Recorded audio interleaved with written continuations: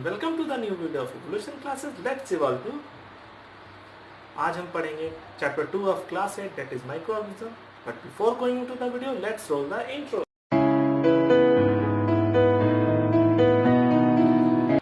तो chapter start करने से पहले I would like to say you that please like share subscribe the channel and don't forget to comment, क्योंकि comment से दोस्तों हमें किक मिलती है। मैं फिर से दोहरा दूं, किक का मतलब बात नहीं है, इंटरनल रश होता है, मोटिवेशन, ताकि हम आपके लिए इसी तरह वीडियो लाते रहें। तो चलिए चैप्टर स्टार्ट करते हैं। तो स्टार्ट होता है टॉपिक से ही हम मतलब समझते हैं what are micro organism. Micro means smaller, organism means animal और living being. So the smaller living beings, the organism that cannot be seen with the naked eye, जो खुली आंखों से डायरेक्ट दिखाई ना दे, और the organism that can only be seen with the help of microscope, जो microscope से help से ही दिखाई दे, वैसे ऑर्गेनिज्म को हम बोलते हैं micro organism. The organism which cannot be seen with naked eye or the organism that can be seen only with microscope are called microorganisms। ठीक है, कुछ ऑर्गेनिज्म इतने स्मॉल होते हैं कि हमें खुली हवा में मतलब खुली आंखों से दिखाई नहीं देते। जैसे देख लीजिए आजकल तो फेमस चला हुआ कोरोना वायरस, पता भी नहीं चलता कहाँ पे है, कब आपको बीमार कर दे पता भी नहीं चलता। ठीक है, तो वो निकल भी रहा है किसी बीमार के मुंह से, वो भी आपको नहीं दिखाई देगा। ठीक है, तो वो इतना छोटा होता है कि खुली आंखों से नहीं दिखाई दे रहा, तो वो भी एक टाइप का माइक्रो ऑर्गेनिज्म है। और अगर आपने मेरा कोरोना वायरस वाला वीडियो नहीं देखा तो मैं लिंक डिस्क्रिप्शन में दे रहा हूँ, आप जाके जरूर देखिए, उसमें आपको वायरसेस के बारे में बहुत कुछ पता चलेगा। तो प्लीज उस वीडियो को देखिए, लाइक करें, शेयर करें और सब्सक्राइब करें चैनल को। ठीक है, तो अब हम स्टार्ट करते हैं माइक्रो ऑर्गेनिज्म चैप्टर के बारे में। तो माइक्रो ऑर्गेनिज्म हमने समझ लिया क्या है। अब हम सब देखते हैं types of micro organism. There are basically 5 main types of microorganisms. Number 1, bacteria. Number 2, fungus. Number 3, algae. Number 4, protozoa. And number 5, viruses. ये बेसिक 5 माइक्रो ऑर्गेनिज्म है जिसके बारे में आपको पढ़ना है। नंबर 1 बैक्टीरिया, नंबर 2 फंगस और fungi, number 3 algae, number 4 protozoa and number 5 viruses. और इस चैप्टर में आपको यह भी पढ़ना है कि माइक्रो ऑर्गेनिज्म कैसे ह्यूमन बीइंग के लिए हेल्पफुल है और माइक्रो ऑर्गेनिज्म कैसे ह्यूमन बीइंग के लिए हार्मफुल है, उसके बारे में पढ़ना है। खैर हार्मफुल तो अभी आप देख ही रहे हैं कोरोना वायरस का, मुझे कुछ ज्यादा डिटेल में बताने की जरूरत नहीं है क्यों हार्मफुल है। ठीक है, तो चलिए अब हम चलते हैं अपने वीडियो के अगले सेक्शन में, जिसमें हम देखेंगे वन बाय वन हर एक माइक्रोऑर्गेनिज्म के बारे में कुछ ओवरव्यू, उसके बारे में जानेंगे कि इसका शेप स्ट्रक्चर क्या है, इसको क्या बोला जाता है, कितने टाइप की बीमारियां हैं या फिर ये कैसे मिलता है नेचर में। तो चलिए चलते हैं हमारे वीडियो के अगले सेक्शन में।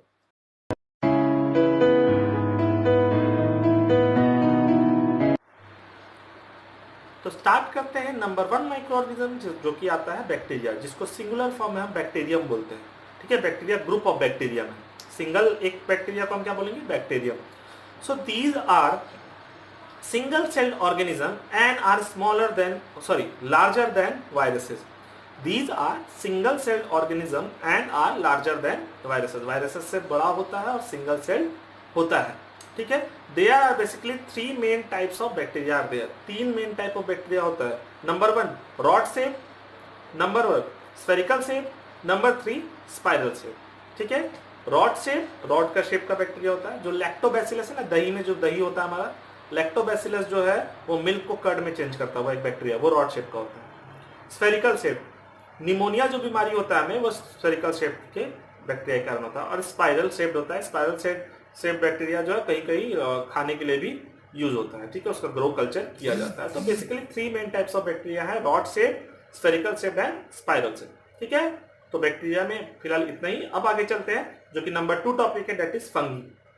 फंगी को कलेक्टिवली हम ग्रुप को फंगी बोलते हैं, लेकिन सिंगल होगा सिंगुलरली या फिर सिंगुलर को हम क्या बोलेंगे, फंगस।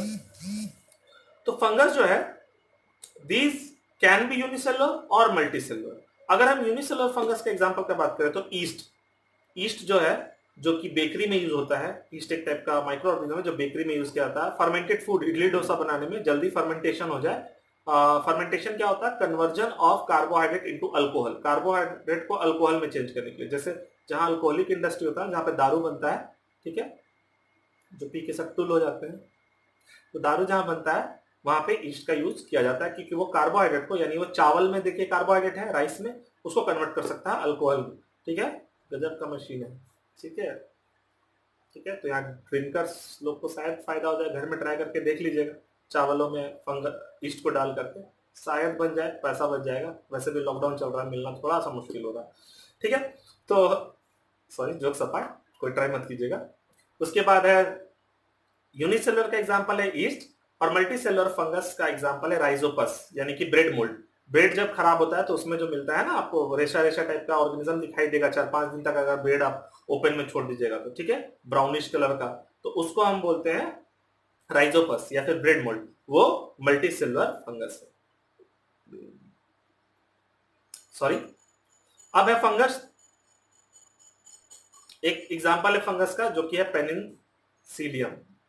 बहुत इंपॉर्टेंट है क्योंकि इसी से दुनिया का सबसे पहला एंटीबायोटिक पेनिसिलिन बना था, और बनाया था अलेक्जेंडर फ्लेमिंग ने।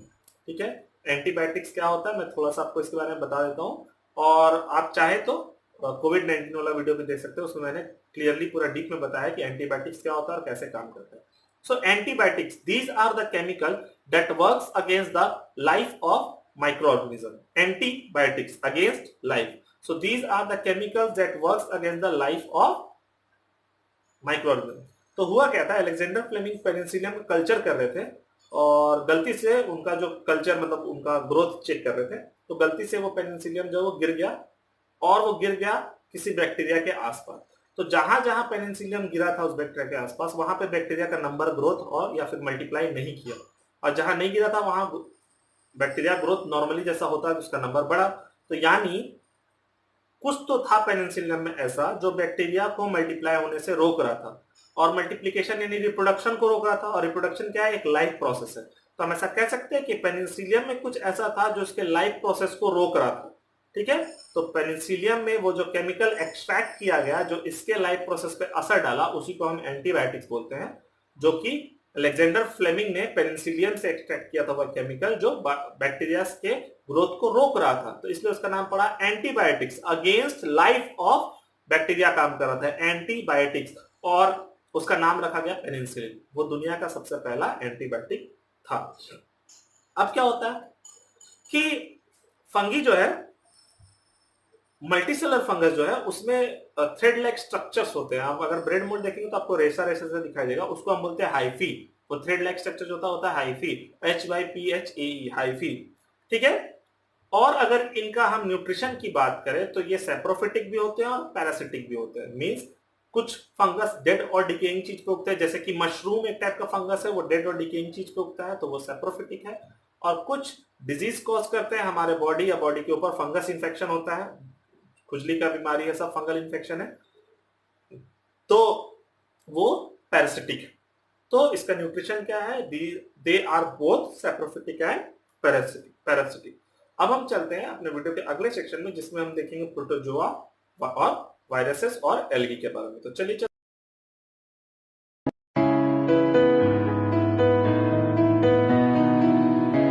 अब चलते हैं हमारे अगले माइक्रोऑर्गेनिज्म में, जो कि है एल्गी। तो एल्गी आर यूनिसेलुलर प्लांट्स, वो एक टाइप का प्लांट ही है। प्लांट का कैरेक्टर्स क्या होता है दोस्तों, they have chlorophyll, they are capable of making their own food. आपने देखा होगा तालाब में ऊपर हरा हरा काई, जिसको हिंदी में बोलते हैं, एक्चुअली नॉर्मली लोग काई बोलते थे, वो एक टाइप का एल्गी ही है। एल्गी आर माइक्रोस्कोपिक प्लांट्स, वैसे प्लांट जो माइक्रोस्कोपिक है उनको हम एल्गी बोलते हैं। They contain chlorophyll, they are photosynthetic, they are found in water. तो जो एक्वाटिक प्लांट्स होता है ना और यूनिसेलुलर, उसको हम बोलते हैं एल्गी। ठीक है, और सिंगुलर फॉर्म में उसको हम बोलते हैं एल्गा। ठीक है, तो ये फोटोसिंथेटिक है। अब चलते हैं फोर्थ नंबर, जो कि है प्रोटोजोआ, और सिंगुलर इसको हम बोलते हैं protozoan. So protozoa are unicellular and heterotrophic micro organism. Heterotrophic means ये दूसरे ऑर्गेनिज्म से अपना न्यूट्रिशन लेता है। मेनली ज्यादातर ये पैरासिटिक ही होते हैं। और पैरासाइट क्या होता है, पैरासाइट वो होता है जो किसी और के बॉडी में रहना शुरू कर दे या उसके बॉडी से न्यूट्रिशन ले बिना उसको मारे। जैसे मॉस्किटो एक पैरासाइट है, वो खून पीता है हमारा, हमें मारता नहीं। So these are unicellular, heterotrophic, mainly parasitic in nature. Amoeba, जो कि आपने पढ़ा है जूनियर क्लासेस में भी, एक सिंगल सेल ऑर्गेनिज्म है जिसका कोई शेप नहीं होता, परफेक्ट शेप, वो एक टाइप का प्रोटोजोआ है। प्लाज्मोडियम, जो मलेरिया कॉज करता है, वो भी एक टाइप का प्रोटोजोआ। प्लाज्मोडियम कॉजेज मलेरिया, ध्यान रखिएगा, प्लाज्मोडियम कॉजेज मलेरिया, और आगे मैं इस पे वीडियो लाऊंगा कि मलेरिया जो है वो कितना बड़ा आप देख रहे हैं पेंडेमिक कोविड है ना, इससे भी ज्यादा खतरनाक, ज्यादा जान लेने वाला बीमारी है पूरे वर्ल्ड में। इसके बारे में वीडियो लाने वाला हूं, तो आप वेट कीजिएगा उस वीडियो का। मैं पूरा डीप स्टडी करके उसके बारे में पूरे डेटा के साथ आऊंगा कि प्लाज्मोडियम जो है वो कैसे हमारे लिए एक डेडलीस्ट डिजीज का कारण बनता है पूरे दुनिया में, ठीक है। Now the last one microorganism is viruses, जिसको सिंगुलर में हम वायरस बोलते हैं। These are the smallest microorganism till known, ये अभी तक खोज किए हुए में से सबसे छोटा माइक्रोऑर्गेनिज्म है। इसको हम नाइदर लिविंग बोलते हैं nor non living. These are neither living non non living, क्योंकि ये दोनों का प्रॉपर्टी शो करता है, सो इसको हम बोलते हैं viruses are intermediate between living and non living. और वायरसेस क्या होता है, they are not capable of multiplying outside the host body, या फिर वो खुद से अकेले मल्टीप्लाई नहीं कर सकता, उसके पास ये कैपेबिलिटी है नहीं, ठीक है।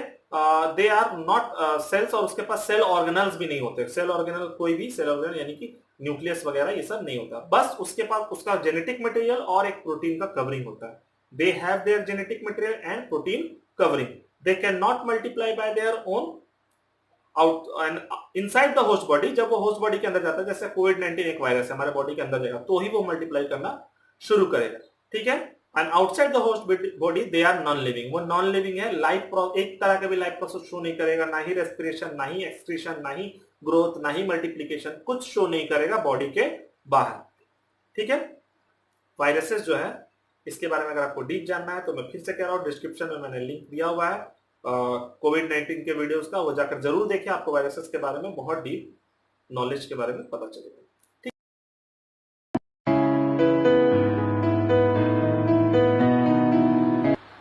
तो चलिए अब वीडियो में आगे चलते हैं और हम देखते हैं कि where does microorganism live, microorganism रहता कहाँ है या फिर हमें मिलता कहाँ है। तो देखिए, माइक्रोऑर्गेनिज्म को अगर हम खोजने जाएं तो it will be available in air, water and soil. Air, water, soil में हर जगह मिलेगा माइक्रोऑर्गेनिज्म, ठीक है। तो पॉइंट नंबर 1 कहाँ मिलेगा, where does microorganism live, in air, water and soil. Number 2, surface of any object and surface of living organism, हमारे surface में और किसी भी ऑब्जेक्ट के सरफेस में ये लिव पाया जा सकता है। Point number 3, inside the bodies of animal including human, हमारे बॉडी के अंदर, जैसे कोरोना वायरस है, ट्यूबरकुलोसिस का वायरस है, मलेरिया का पैरासाइट है, सब हमारे बॉडी के अंदर मिलता है। So they are found inside the bodies of animals including human also.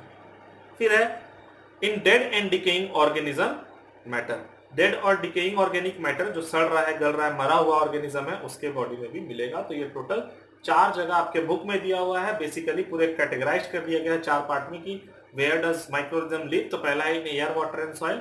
Number 2, at the upper surface of object and animal. Number 3, inside the bodies of animals including humans. And number 4, in dead and decaying organic matter. और एक चीज बता दे, microorganism जो है वो 1 number का ढीठ है, ढीठ, थेथर, ठीक है। हर इन्वायरमेंट में पाया जाता है जहां ह्यूमन बीइंग नहीं होता है, वहां पे भी ह्यूमन बीइंग भी वहां तक नहीं पहुंच पाया जहां माइक्रोऑर्गेनिज्म है। चाहे हम कोल्डर से कोल्डर क्लाइमेट ले लें, चाहे हम हॉट स्प्रिंग्स ले लें, ठीक है। From colder climate to hot spring, ये जो थेथर ऑर्गेनिज्म है ये हर जगह पाए जाते हैं माइक्रो ऑर्गेनिज्म, ठीक है। They are actually we can say that थोड़ी हटी है, जिद्दी है, हर जगह सर्वाइव करने के लिए अड़े रहते हैं, तो सर्वाइव कर जाते हैं, ठीक है।